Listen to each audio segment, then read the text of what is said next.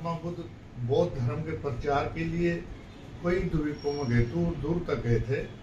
जावा, Borneo, Sumatra, Sri Lanka, Japan, काफी दूर दूर तक। और द्वीप तो सारे काफी उन्होंने लगभग अपने धर्म के प्रचार के लिए सभी द्वीपों में गए।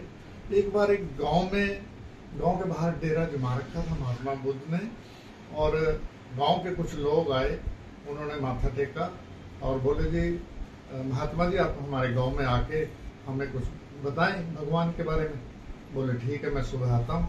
तो गांव में मनादी कर दी, सारे लोग इकट्ठे हो गए, 150-200 आदमी खचाखच हाल भर गया बुद्ध को सुनने के लिए, सभी आ गए। तो महात्मा बुद्ध ने आते ही पहला सवाल किया, क्या आप भगवान के बारे में कुछ जानते हैं? सभी लोगों ने कहा नहीं। तो फिर बुद्ध नाराज और निराश होकर चले गए। बोले जब आपको कुछ भी नहीं पता तो फिर मैं क्या सुनाऊं? चले गए।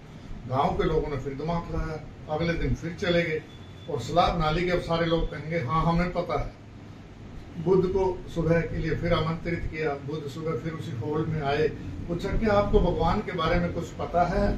सारे लोगों ने हाथ हिला हिला के जोर से हाथ उठाए, बोला हाँ हमें भगवान के बारे में पता है। तो बुद्ध बोले जब पता है तो फिर मेरे से क्या पूछते हो?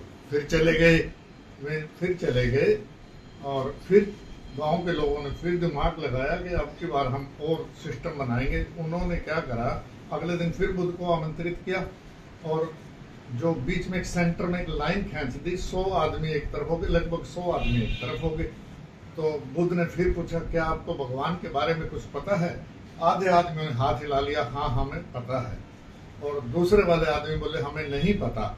तो बुद्ध ने फिर जिनको पता था उसने उनको कहा आप प्लीज इन दूसरों को नहीं पता, इनको बता देना। मेरे से क्या